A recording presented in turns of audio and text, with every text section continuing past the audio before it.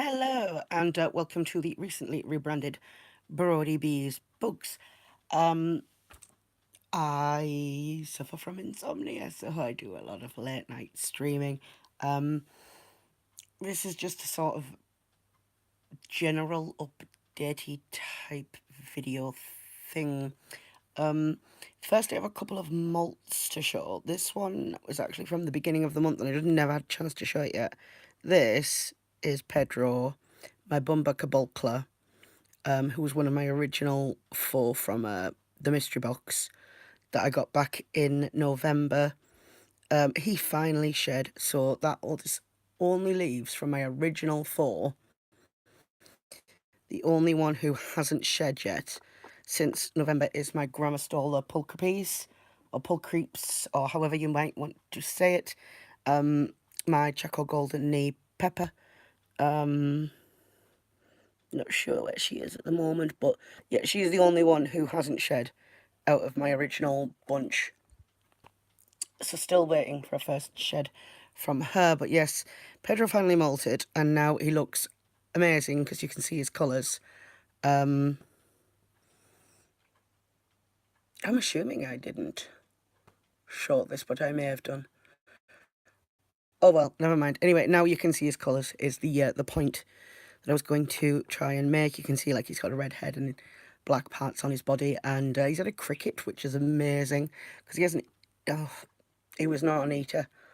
Then this one is from Bo, the Tepanaceous cupreus, and you may be asking which one is that if you're familiar at all with my videos. But actually, this is a new edition. This is one that I got from the Northern Invert Show. Bo is called Bo because of Violet Beauregard. It's a violet tree spider. Again, I'm not particularly creative when it comes to the names. Where is little Bo? There. Up there. If I lift this catch, there's Bo, and colours are amazing. I wasn't worried when I had brought her home and left a cricket in there and it hadn't been eaten.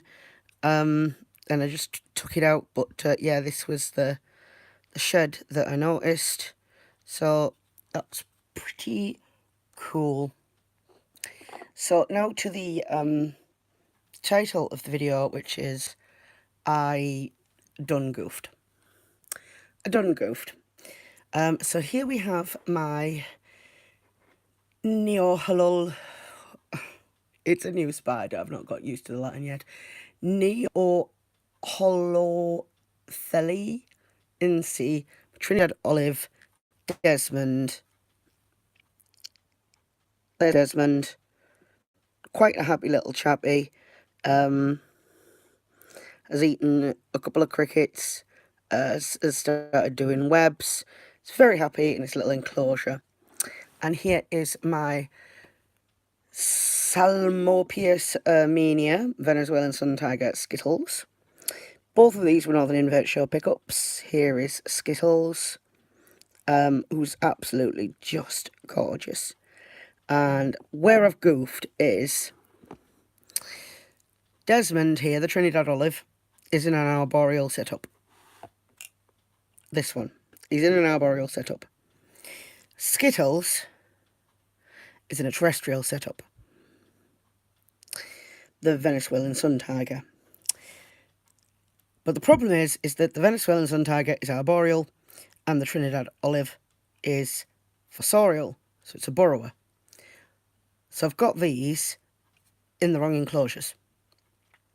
I'm not entirely sure how that's happened. The only thing I can think is that when I sort of got home, because both of these came in a mystery box, so I hadn't prepared care for them. This was something that I had to set up once I'd got them home. And when I've done the research, I've accidentally written down in my notes and I've got them confused and the wrong way around. And that's the only way I can figure it out. But now I've got this problem that really I should be swapping enclosures. But Skittles is kind of happy here for the moment, and so is Desmond. So I'm thinking I might leave them for now. And then when they get sort of the next size up, then I may, when they start looking like a bit lethargic and it looks like they're going into pre-molt, that's probably when I'll think about transferring their enclosures, because obviously an enclosure transfer is stressful, so I try and avoid it if it's possible at all, unless it's really going to be a problem. So for now, they are staying put, but yeah, I messed up. This was entirely on me, being a nitwit. Now, Marley here, who is my Formictopus SP Green, one of my favourite spiders. Here she is. I'm just going to give you a better view of her. I am thinking she's going into pre-molt, because it's not the best view because she's quite dark. Trying to get her near the light. Yeah, there we go. Her butt is huge. It's very big, very shiny. I think she's going into pre-molt, and she's been going through a lot of water. I refilled that water today. So I can only assume she's very thirsty. That other water bowl is leaking, but I don't see how, because it's a bottle cap. So we'll just see. I'll keep monitoring it, and I update. I do water checks every single day anyway, so it's not really an issue.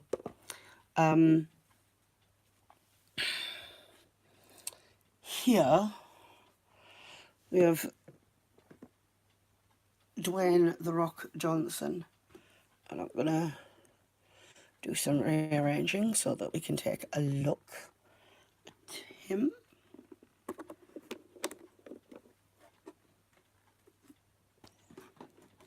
Moving over my Acanthoscurria geneticulata to a safe place, and we're going to take a look at this scorpion.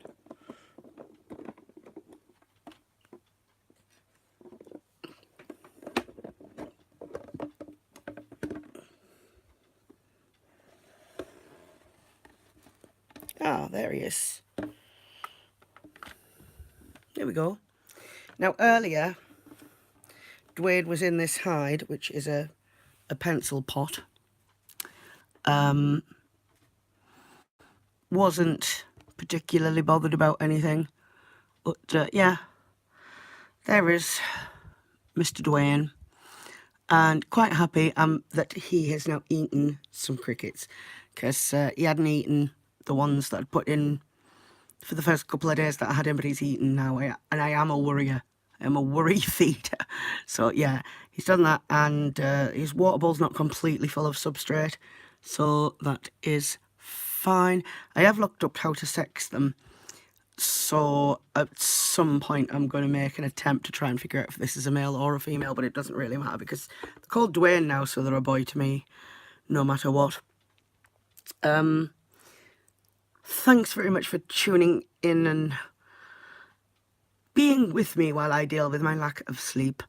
Thanks very much for watching. Please consider liking and subscribing so I can see you again next time. Oh, actually, I'm going to tell a lie, and I'm not going to go right this second, because my Nahandu Tripelli, Debbie Harry, Brazilian Blondie, she's out, and I'm hoping we can try and get a look at this flaky abdomen situation. Can we see this? I am hoping this is showing up. Can you see what I mean by flaky abdomen?